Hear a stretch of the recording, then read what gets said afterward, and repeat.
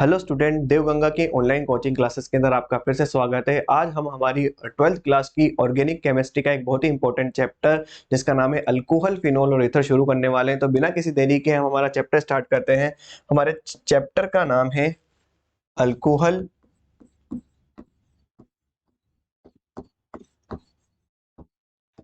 Phenol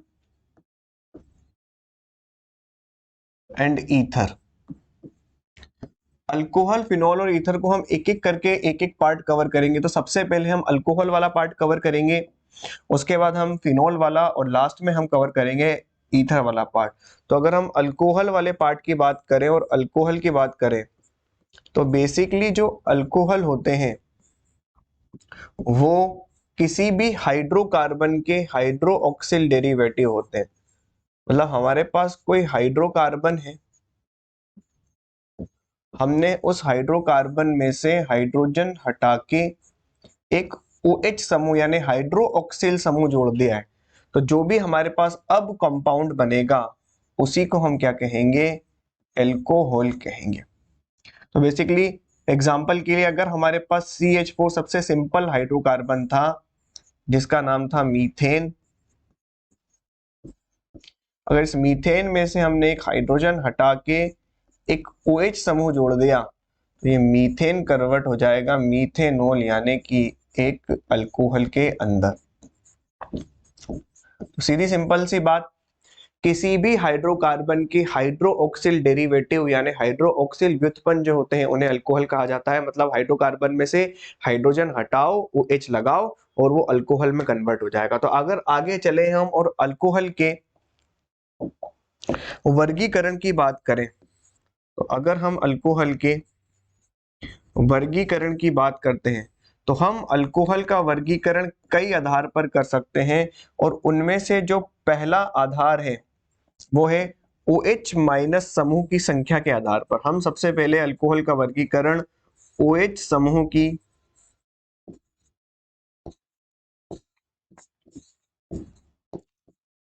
संख्या के आधार पर करने वाले हैं। तो OH समूह की संख्या के आधार पर हमारे पास जो अल्कोहल आते हैं उनमें पहला है मोनोहाइड्रिक अल्कोहल। पहला अल्कोहल है हमारे पास मोनोहाइड्रिक अल्कोहल। ऐसा अल्कोहल जिसके पास केवल और केवल एक ही OH माइनस समूह होगा उसको हम मोनोहाइड्रिक अल्कोहल कहेंगे। मोनो मतलब एक, हाइड्रिक मतलब OH। तो ऐसा अल्कोहल जिसके पास एक ही OH समूह है उसको हम क्या कहेंगे? Monohydric alcohol. एग्जांपल के लिए हमारे पास हमारा मीथेनॉल मोनोहाइड्रिक अल्कोहल है।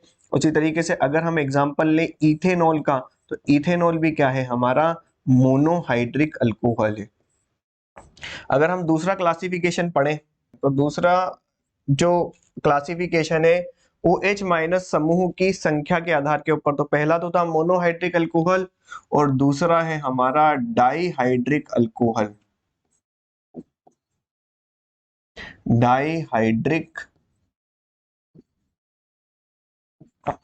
अल्कोहल, ठीक, नाम से पता चल रहा है डाई मतलब दो, हाइड्रिक मतलब OH। तो न ऐसे अल्कोहल जिनके अंदर दो OH समूह उपस्थित होते हैं उन्हें हम डाईहाइड्रिक अल्कोहल कहते हैं।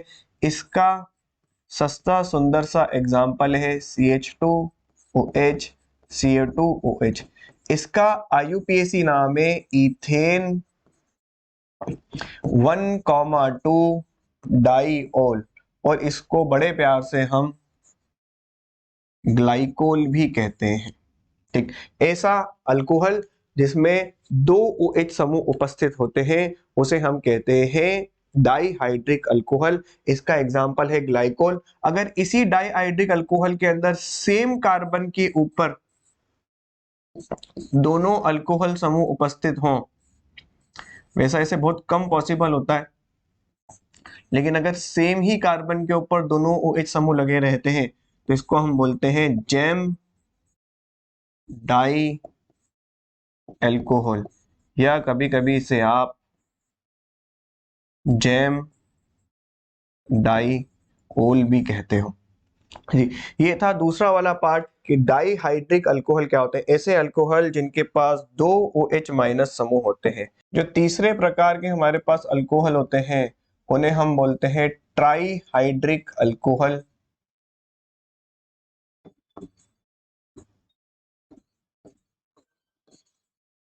अब आपको नाम से ही बड़े अच्छे तरीके से समझ में आ गया होगा, ट्राईहाइड्रिक अल्कोहल ऐसे अल्कोहल जिनके पास 3 OH समूह उपस्थित होते हैं। तो इसके अंदर जो एग्जाम्पल है हमारे पास वो है CH2OH, CH2OH, CH2OS। ठीक, अगर इसका नाम लिखें तो इसका IUPAC नाम तो है प्रोपेन 1,2,3 ट्राईऑल, और बड़े प्यार से इसको हम कहते हैं ग्लिसरॉल। तो ये थे हमारे पास अल्कोहल का वर्गीकरण OH समूह की संख्या के आधार पर। अगर हमारे पास एक ही OH माइनस समूह उपस्थित होगा तो उसको हम मोनोहाइड्रिक अल्कोहल कहेंगे। अगर हमारे पास 2 OH माइनस उपस्थित रहेंगे तो उसको डाईहाइड्रिक अल्कोहल कहेंगे। और अगर हमारे पास 3 OH समूह उपस्थित हैं तो उसे कहेंगे ट्राईहाइड्रिक अल्कोहल। इसी तरीके से अगर किसी के पास 4 अल्कोहल होंगे, सॉरी 4 OH माइनस होंगे तो उसको बोलेंगे हम टेट्राहाइड्रिक अल्कोहल। किसी के पास 5 है तो हम उसे बोलेंगे पेंट्राहाइड्रिक अल्कोहल। तो ये अल्कोहल का पहला क्लासिफिकेशन यानी पहला वर्गीकरण था, किसके आधार पर?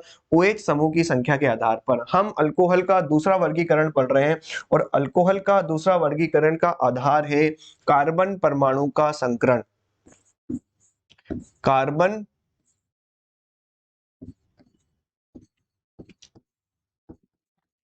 परमाणु के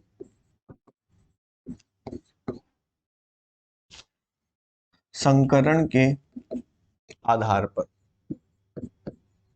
यहां हम सारे कार्बन परमाणुओं के संकरण की बात नहीं कर रहे हैं, हम उस कार्बन परमाणु के संकरण की बात करेंगे जो कार्बन परमाणु डायरेक्टली OH समूह से जुड़ा हुआ होगा। तो अल्कोहल का दूसरा वर्गीकरण का आधार है वो कार्बन परमाणु, उस कार्बन परमाणु का संकरण जो डायरेक्टली किससे जुड़ा हुआ है? OH माइनस से, यानी OH समूह से जुड़ा हुआ है।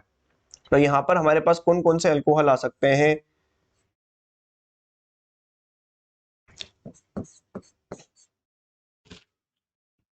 CH3।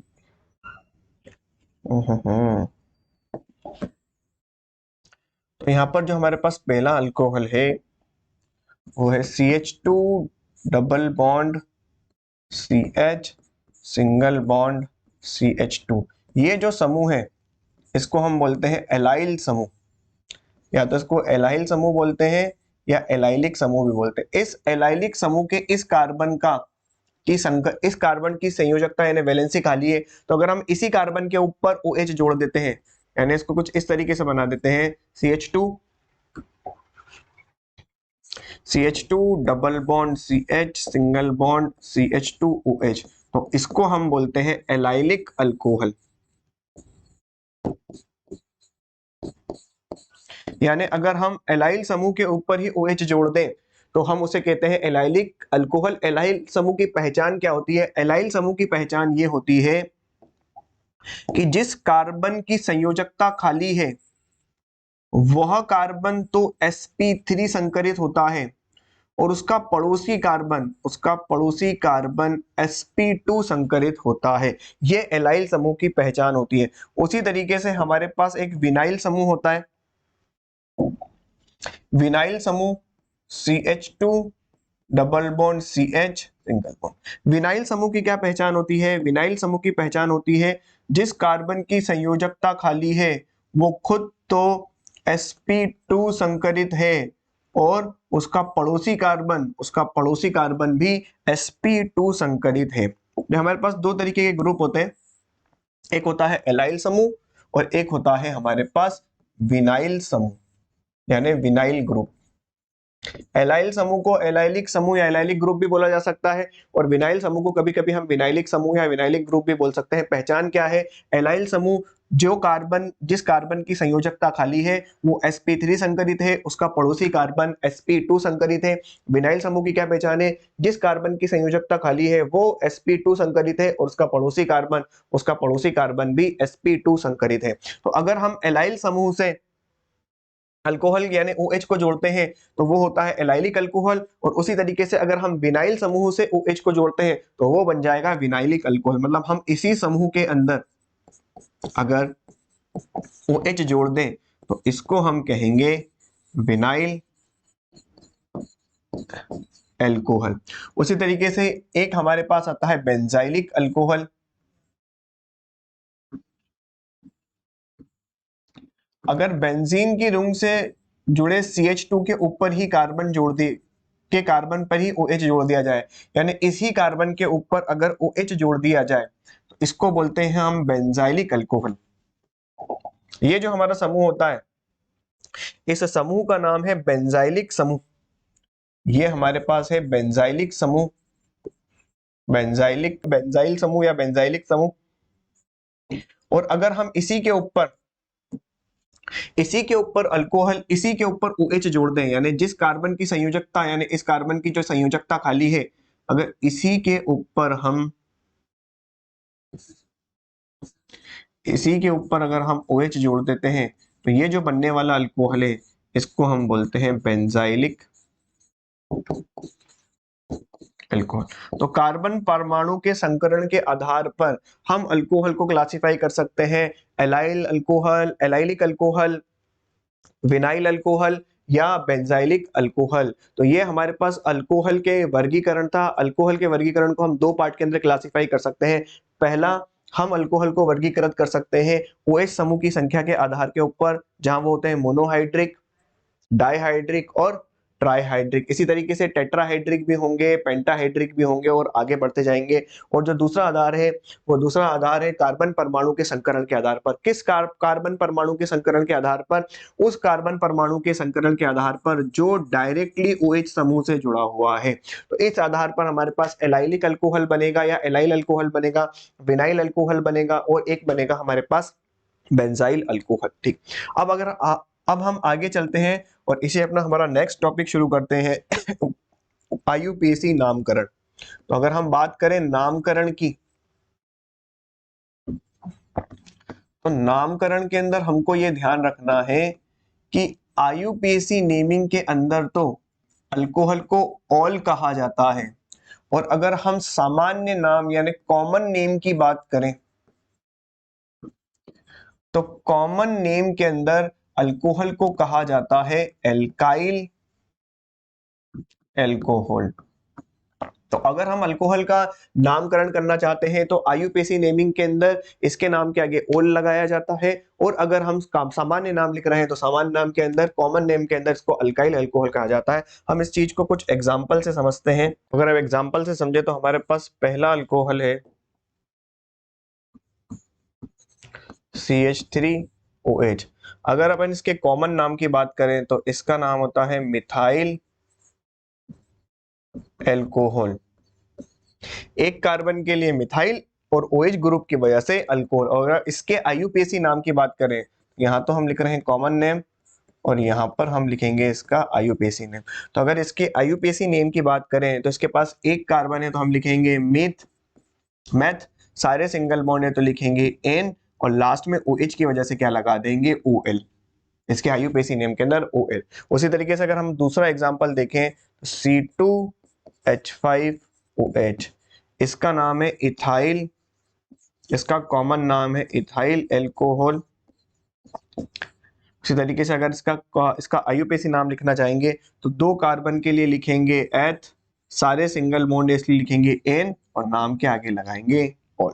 तीसरे एग्जांपल की बात करें तो अगर हमारे पास है CH3CHOH CH3, अगर इसके कॉमन नाम की बात करें तो एक जिस कार्बन से OH जुड़ा हुआ है वो दो और कार्बन से जुड़ा हुआ है। अगर हम यहाँ ध्यान से देखें और इसके कॉमन नेम की बात करें तो जिस कार्बन से OH समूह डायरेक्टली जुड़ा है वो दो और कार्बन यानी दो CH3 से जुड़ा हुआ है। तो इस प्रकार के समूह को हम आइसो समूह कहते हैं।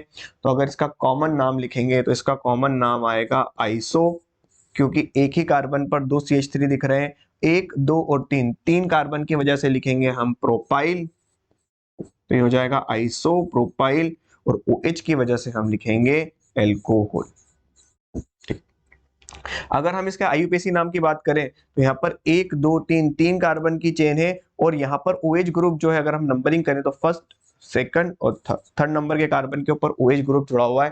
तो अगर इसके IUPAC नेमिंग करें तो 3 कार्बन के लिए लिखेंगे प्रोप, सारे सिंगल बॉन्ड है इसलिए लिखेंगे एन, और इस एन के दूसरे नंबर के कार्बन के ऊपर क्या जुड़ा हुआ है, ओल समूह जुड़ा हुआ है।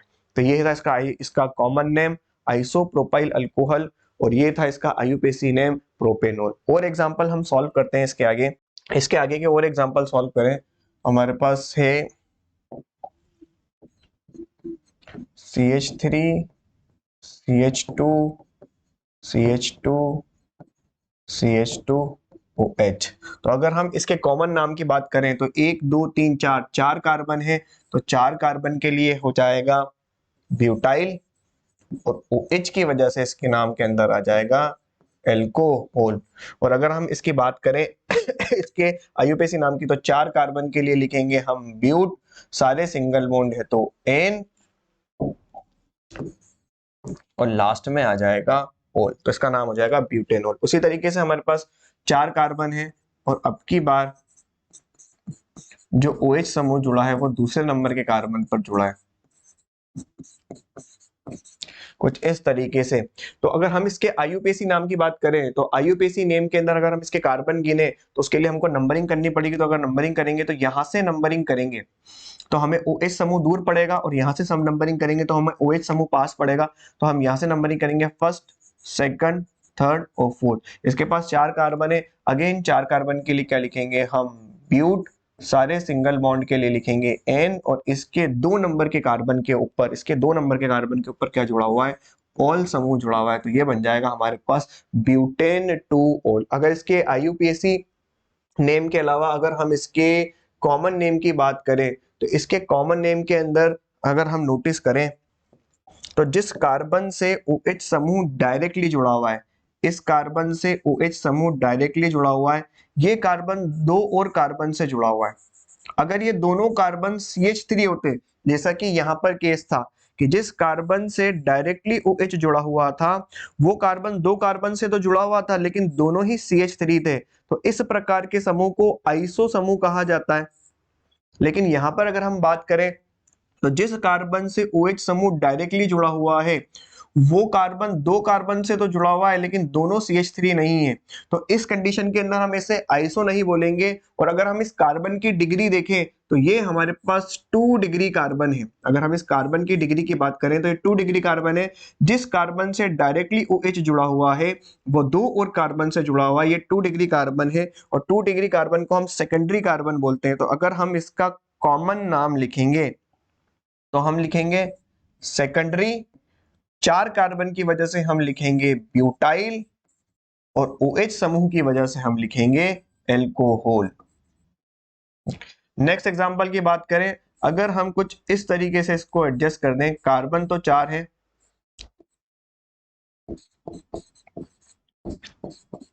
लेकिन अब की बार कुछ स्ट्रक्चर इस तरीके का है। तो अगर हम इसके IUPAC नाम की बात करें तो IUPAC नाम के लिए हमको करनी पड़ेगी नंबरिंग, और नंबरिंग उस कार्बन से करते हैं जहां से हमारे पास OH समूह पास पड़ता है। तो अगर हम इस कार्बन से नंबरिंग करना स्टार्ट करेंगे तो फर्स्ट, सेकंड, थर्ड कार्बन के ऊपर मिलेगा, और अगर हम यहां से नंबरिंग करना स्टार्ट करेंगे तो हमें फर्स्ट नंबर के कार्बन पर ही मिलेगा। तो फर्स्ट नंबर का कार्बन, सेकंड नंबर का कार्बन। अब हम नीचे भी जा सकते हैं और इस तरफ भी जा सकते हैं, मतलब हम इस कार्बन को भी 3 बोल सकते हैं, इस कार्बन को भी 3 बोल सकते हैं। तो यहां से जब 2 रास्ते मिल रहे हो हम लोग, इधर भी कार्बन को गिन सकते हैं और इधर भी कार्बन को गिन सकते हैं, तो हम उस तरफ चलते हैं जहां हमें ज्यादा संख्या के कार्बन निकले। IUPAC नेमिंग लिखने का नियम कि आप सबसे ज्यादा यानी longest carbon to carbon chain select करोगे, लेकिन यहाँ पे ऐसी कोई दिक्कत नहीं है। हम इधर जाएंगे तो भी 3 कार्बन है और इधर जाएंगे तो भी 3 कार्बन है, तो हम इसको 3 नंबर बोल देते हैं। 3 कार्बन जो मेन चेन के अंदर है, मेन चेन को छोड़ करके जो भी बचता है वो सब हो जाता है प्रतिस्थापी। तो अगर हम यहाँ बात करें इस CH3 समूह की, तो ये CH3 समूह हमारे लिए हो चुका है प्रतिस्थापी। तो प्रतिस्थापी का नाम सबसे पहले लिखा जाता है। तो जब हम इसका IUPAC नाम लिखेंगे तो प्रतिस्थापी लगा है 2 नंबर पर, तो हम लिखेंगे 2 मिथाइल। 2 नंबर पर जुड़ा हुआ है हमारा मिथाइल समूह, 2 नंबर पर मिथाइल समूह। उसके बाद 1 2 3, 3 मेन चेन के अंदर 3 कार्बन है, तो 3 कार्बन के लिए हम लिखेंगे प्रोप, सारे सिंगल बॉन्ड हैं तो सारे सिंगल बॉन्ड के लिए हम लिखेंगे एन, और इसके फर्स्ट नंबर के कार्बन पर ही जुड़ा हुआ है ऑल ग्रुप, तो हम लिखेंगे प्रोपेन ऑल। तो इसका आईयूपीएसी नाम हो जाएगा 2 मिथाइल प्रोपेनोल। अब हम अगर इसके कॉमन नाम की बात करें तो इसके कॉमन नाम के अंदर देखो, जिस कार्बन से OH समूह डायरेक्टली जुड़ा हुआ है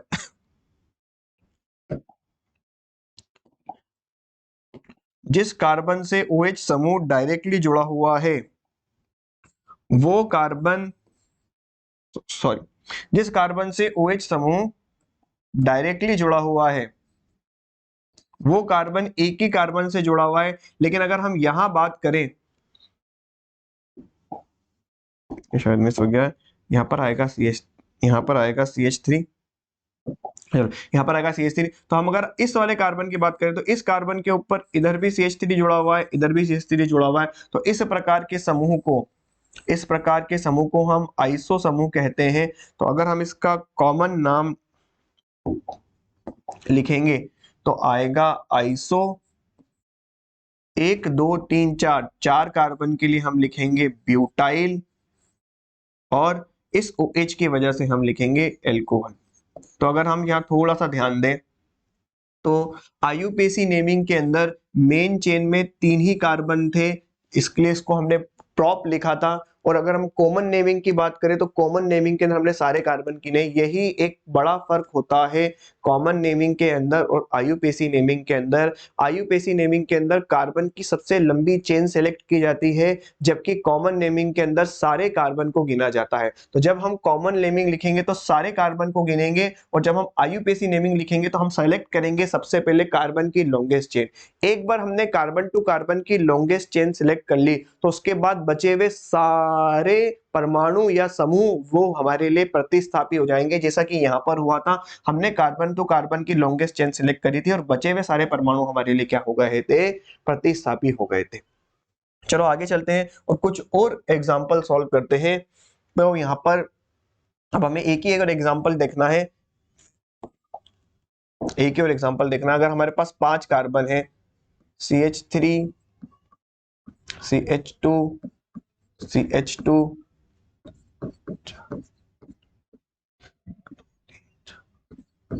CH2OH, ये हमारे पास 5 कार्बन है। और इस 5 कार्बन के यौगिक का अगर हमें नामकरण करना है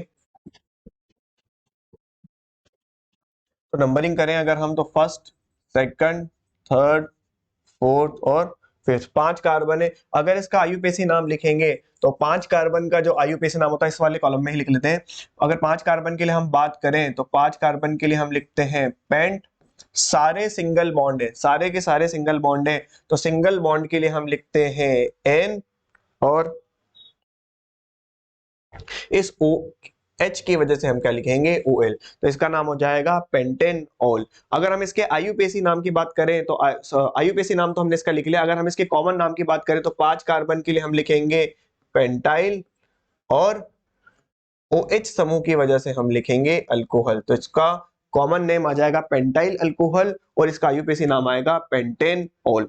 अगर हम बात करें 5 कार्बन के दूसरे एग्जांपल की, तो अगर हमारे पास यौगिक कुछ इस तरीके का है, CH3 CH2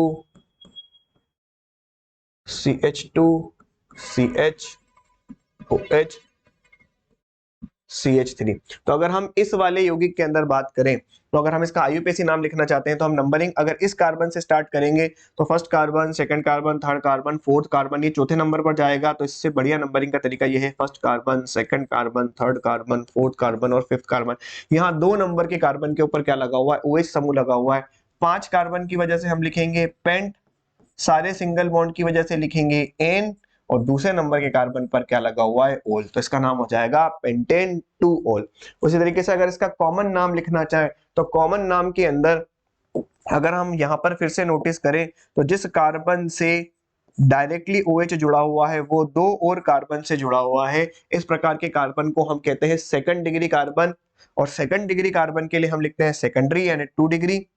तो इसका जो कॉमन नेम आएगा वो आएगा सेकेंडरी, 5 कार्बन की वजह से पेंटाइल और OH की वजह से आएगा अल्कोहल। एक और एग्जांपल देखते हैं। अगर हमारे पास कुछ इस तरीके से CH3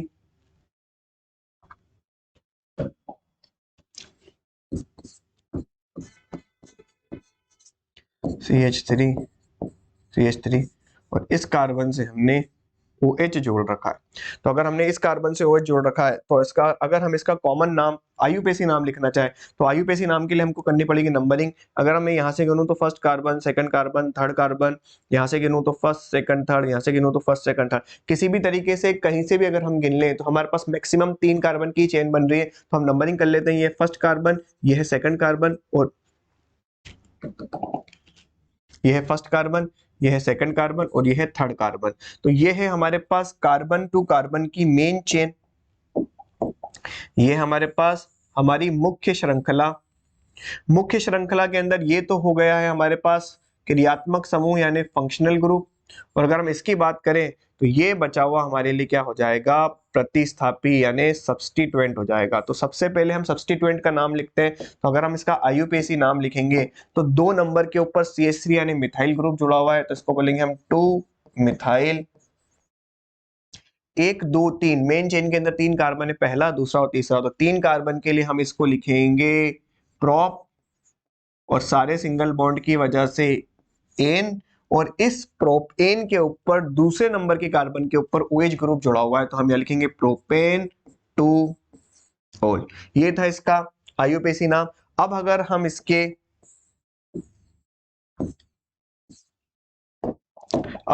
इसके कॉमन नाम की बात करें तो जिस कार्बन से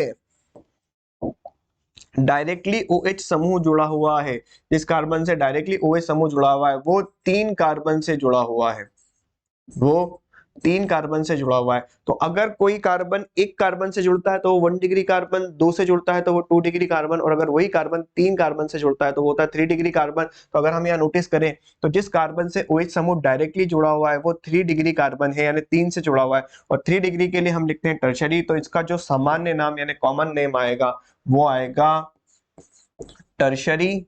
उसके बाद कॉमन नेमिंग और आयुपेसी नेमिंग के अंदर यही फर्क है कि कॉमन नेमिंग के अंदर हम सारे कार्बन गिनते हैं, जबकि आयुपेसी नेमिंग के अंदर हम सिर्फ और सिर्फ कार्बन की सबसे लंबी श्रृंखला देखते हैं। तो कॉमन नेमिंग के अंदर इसके सारे कार्बन गिने जाएंगे, पहला, दूसरा, तीसरा, चौथा, 4 कार्बन, और इसके पास जो चार कार्बन है तो 4 कार्बन की वजह से हम इसको लिखेंगे ब्यूट, सारे सिंगल बॉन्ड ब्यूटाइल, और OH की वजह से हम लिखेंगे इसको एल्कोहल। बात आती है समझ के अंदर। तो ये थी अल्कोहल की सामान्य नेमिंग यानी नामकरण, जिसके अंदर हमने कुछ अल्कोहल के सामान्य नाम भी देखे यानी कॉमन नेम भी देखे, और कुछ अल्कोहल के हमने आयुपेसी नेम भी देखे। आज की क्लास के अंदर हम इतना ही पढ़ेंगे। नेक्स्ट क्लास के अंदर हम अल्कोहल की मेथड ऑफ प्रिपरेशन यानी अल्कोहल बनाने की विधियों के बारे में बात करेंगे। तब तक के लिए थैंक यू। आपको वीडियो कैसी लगती है आप हमें कमेंट करके जरूर बताएं।